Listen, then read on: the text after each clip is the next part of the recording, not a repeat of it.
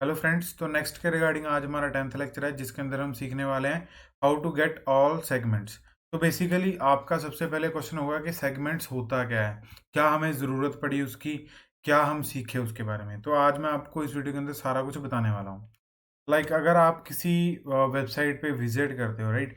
तो जैसे मैं यहाँ पे एक मतलब मान लेता हूँ, यहाँ पे आप XYZ, ठीक है, .com एंड स्लैश उसके बाद समथिंग, और उसके बाद मान लो कुछ ऐसा कुछ आईडी है, ठीक है। एंड इसके बाद कुछ भी आगे पैरामीटर है ऐसे करके, ठीक है।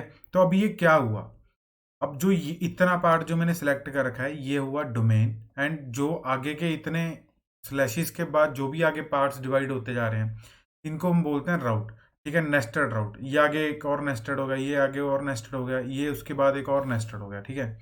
तो अब नेक्स्ट जेएस के अंदर हमें पता है कि भी जब हमें राउट बनाना है तो हमें एक फोल्डर बनाना पड़ेगा, क्योंकि यहाँ पे क्या होता है पेज, जो राउटिंग है वो पेज बेस्ड होती है, मतलब जो हमारा फोल्डर स्ट्रक्चर रहेगा उसके रिगार्डिंग ही होता है, ठीक है। तो अभी हम इसको कैसे करें, तो हमें इसकी ज़रूरत कहाँ पड़ी। तो बेसिकली मान लो आपने आपकी एक ब्लॉगिंग वेबसाइट है, ठीक है। एंड आपने अभी कुछ नया ब्लॉग, आप डेली एक ब्लॉग लिखते हो, ठीक है।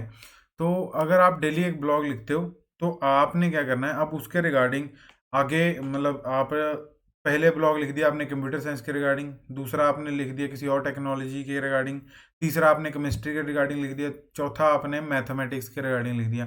तो अब वो यूज़र्स को कैसे मिलेंगे, मतलब वो कैसे जा सकते हैं फ्रिक्वेंटली।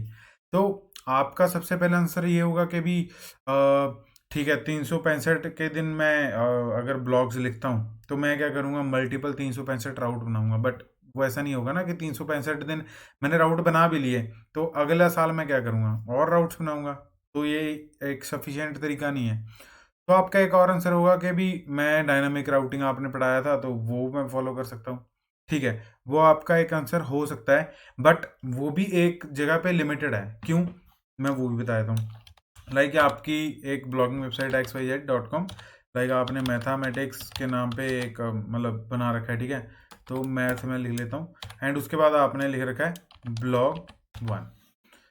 तो ये आपका मैथ का ब्लॉग है, ऐसे ही करके ही सेम केमिस्ट्री का होगा, ठीक है।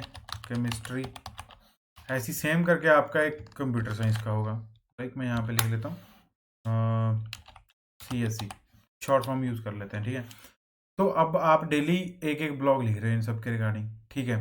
हो सकता है कि आप CSE के रिगार्डिंग दूसरा ब्लॉग लिख रहे हो, कोई मतलब ये कोई रीजन नहीं है कि आप पहले ही ब्लॉग लिखोगे, राइट। तो अब ये कैसे होगा, अब ये भी चेंज हो रहा है जो मैंने अभी सिलेक्ट किया हुआ है, ठीक है, क्योंकि मैथ केमिस्ट्री एंड CSE ये अलग अलग हो रहा है। तो आपका डायनामिक राउटिंग तो इसको फॉलो करेगा ना जो पहला चेंज हो रहा है, बट आगे का क्या, ये इतने चेंजेस का क्या, तो इसको कैसे मैं ले सकता हूँ। तो मैं आज इसी के बारे में आप लोगों को बताने जा रहा हूँ। तो आपको अगर ये सारा का सारा पैरामीटर जो मैंने अभी सिलेक्ट किया हुआ अगर ये लेना है तो वो आप कैसे कंज्यूम कर सकते हो नेक्स्ट जीएस के अंदर, ठीक है।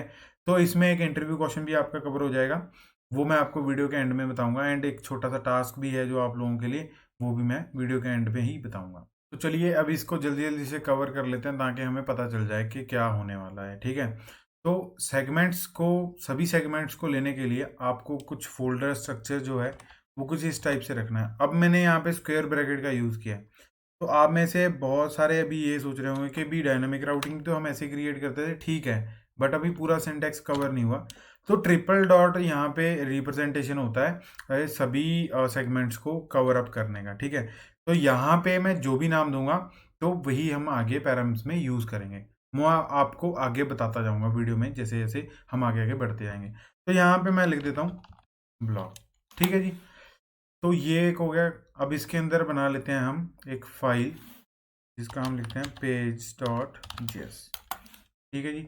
अब इसके अंदर हम लिखते हैं एक्सपोर्ट डिफ़ॉल्ट फंक्शन एंड उसके बाद आप इसके अंदर कुछ भी टाइप दो। मैं यहाँ पे दे देता हूँ nested blogs.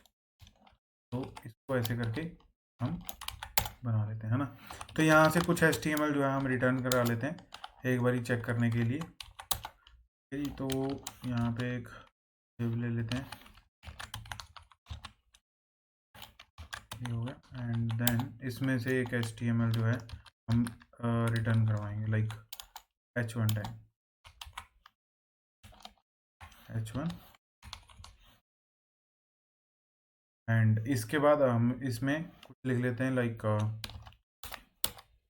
Gate all segments. तो अभी हम क्या करते हैं, इसको रन करके चेक करते हैं कि ये वर्क कर रहा है कि नहीं कर रहा। ठीक है, npm run dev। मैंने यहाँ पे जैसी एप्लीकेशन को चलाया, मैं अभी क्रोम को लॉन्च कर लेता हूँ ताकि हम लोग देख पाएँ उन चीज़ों को कि कैसे इम्प्लीमेंट हुई हैं वो। ठीक है, तो यहाँ पे लोकल 3000। तो ये हमारा एग्जिस्टिंग ऐप ही है जो हम पहले वीडियोज़ में लेके आते रहे थे, तो हमने कुछ इसमें चेंजेस नहीं किए हैं। ठीक है, तो अभी मान लो मैं ब्लॉक 1 पे हूँ। ठीक है, तो मेरे को ब्लॉक 1 दिख गया है ना। तो हमने लास्ट लेक्चर जो डायनेमिक राउटिंग के लिए बनाया था, तो उसी के रिगार्डिंग ये चीज़ें ऐसी दिख रही हैं। बट अब मान लो मैं ब्लॉग अब केमिस्ट्री का रीड करना चाहता हूँ, मान लो केमिस्ट्री। तो अभी आपके हिसाब से क्या आना चाहिए, क्योंकि मेरा राउट तो केमिस्ट्री के रिगार्डिंग है ही नहीं। तो अभी जो हमने क्रिएट किया था, है ना, तो उसके मतलब जब ये राउट हिट होगा तो वो उस पेज के पास जाएगा। जैसे मैंने अभी एंटर दबाया तो आपने देखा यहाँ पे क्या है, गेट ऑल सेगमेंट्स। तो वही पेज यहाँ पे अपने आप कॉल हो जाएगा। अब मैं यहाँ पे कुछ भी लिखूँ, लाइक ये पेज तो हमने बनाया नहीं, तब भी वो कॉल हो रहा है। तो मतलब अभी आप लोगों को समझ आ गया कि भी हमने उसको क्यों बनाया है। मतलब वो किसी के भी रिगार्डिंग अपने यहाँ पे देख सकता है, लाइक यहाँ पे मैथ के रिगार्डिंग ब्लॉग 2 देखना चाहता है, या फिर ब्लॉग 1 देखना चाहता है, या ब्लॉग 10 देखना चाहता है। मान लो मैं 19th ब्लॉग देखना चाहता हूँ, तब भी वो यहाँ पे कॉल हो जाएगा। तो अभी आप लोगों के मन में क्वेश्चन आ रहा होगा कि भाई अभी ठीक है, ये तो हमें समझ आ गया, बट अभी इसका फ़ायदा क्या। ठीक है, तो अभी आप लोगों को यहाँ पे कोई पैरम्स नहीं दिख रहे हैं, तो ठीक है, हम इसको पैरम्स निकाल लेते हैं कि कैसे निकलेंगे। हमने यहाँ पे लिखना पैरम्स, एंड यहाँ पे क्या करवा लेना, कंसोल करवा लेना, कंसोल डॉट लॉग पैरम्स। ठीक है, तो अभी देखो यहाँ पे क्या लिखा है, मैथ ब्लॉग 19 आया यहाँ पे लिखा हुआ। तो वही, तो इसको अब आगे जाके मैं कैसे ले सकता हूँ, मतलब कैसे कंज्यूम कर सकता हूँ। अगर मेरे को मान लो मैथ चाहिए, अब आप क्या कर सकते हो, इस पे वैलिडेट कर सकते हो कि जो मेरा पहला पैरामीटर होगा वो मेरे सब्जेक्ट को रिप्रेजेंट कर रहा होगा। सेकंड जो पैरामीटर होगा वो मेरा एक आईडी को, एक यूनिक आइडेंटिफायर को रिप्रेजेंट कर रहा होगा। तो जो नाम से हमने यहाँ पे लिखा हुआ है ना, तो पेरेंट्स के साथ डॉट ब्लॉग लिख देना है आपने। ठीक है, तो हमने ब्लॉग लिखा था, तो यहाँ पे मैंने ब्लॉग लिख दिया। अगर मान लो आपने यहाँ पे लिखा है XYZ, तो आपने यहाँ पे भी क्या लिखना है, पेरेंट्स डॉट XYZ। ठीक है, ये इंटरव्यू लेवल का क्वेश्चन था। अगर आपसे पूछे, वो पहली बात तो वो पूछेगा कि भी आपके सेगमेंट, अगर आपको सारे सेगमेंट गेट करने हैं तो आपको फोल्डर स्ट्रक्चर क्या रहेगा। तो आपका आंसर होना चाहिए स्क्वायर ब्रैकेट के अंदर ट्रिपल डॉट्स लगा के मैं एक उसको आइडेंटिफायर दे दूंगा, जिससे मैं आगे पैरम से डेटा गेट कर सकता हूँ। तो उस तरीके को मैं ऑल गेट सेगमेंट्स जो है उसको इम्प्लीमेंट कर सकता हूँ। दूसरा तरीका, ये ब्लॉग या जो भी आपने यहाँ पे आइडेंटिफायर दिया है वो क्या रिप्रेजेंटेशन कर रहा है। ठीक है, तो अभी मैं जाके अगर ब्लॉग के अंदर मैं 0 लिखूँ, तो आप यहाँ पे देखिए, यहाँ पे ये एरर नहीं देगा, ये आपको क्या रिप्रेजेंट कर रहा है, मैथ। अगर मैं यहाँ पे 1 करूँ तो ये आपको क्या देगा, आउटपुट ब्लॉग 19। ठीक है, तो अब इसको यूज़ कर लेते हैं। लाइक अगर मैं इसको यहाँ से कट कर दूँ एंड यहाँ पे लिख दूँ सब्जेक्ट। ठीक है, सब्जेक्ट जो है वो आपका कौन सा है, वो आपका आएगा 0th पैरामीटर में, एंड दूसरी हेडिंग में आएगा आपका S2 जो है आपका, उसके अंदर आएगा आपका जो भी ब्लॉग आप रीड करना चाहते हो। ठीक है, जैसे ब्लॉग आपका आएगा वो इसमें। ठीक है, तो अभी यहाँ पे हमें एक इशू दिखा रहा है, क्योंकि हमने यहाँ पे पैरम्स यूज़ किया, तो हमें पता है कि यहाँ पे हमें क्लाइंट साइड रेंटिंग जो है वो करवानी पड़ेगी। तो यहाँ पे इसको ले लेते हैं, यूज़ क्लाइंट। ठीक है जी, तो ये कंपाइल हो चुका है। अभी चलते हैं क्रोम पे एंड देखते हैं कि क्या आया।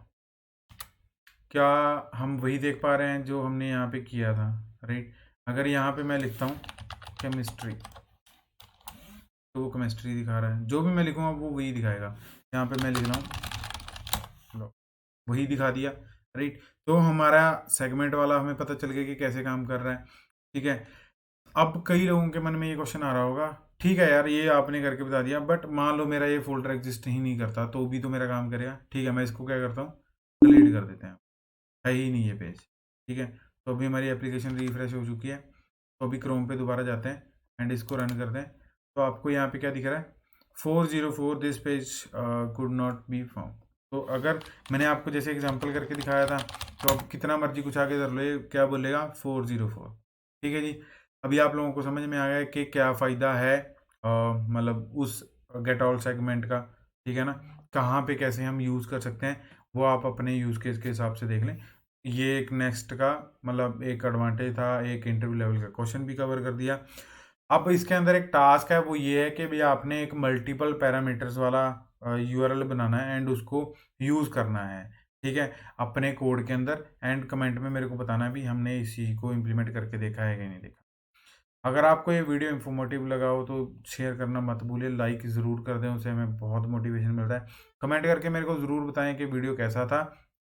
चैनल को सब्सक्राइब करना मत भूलिए। Thank you for watching guys. जय श्री राम।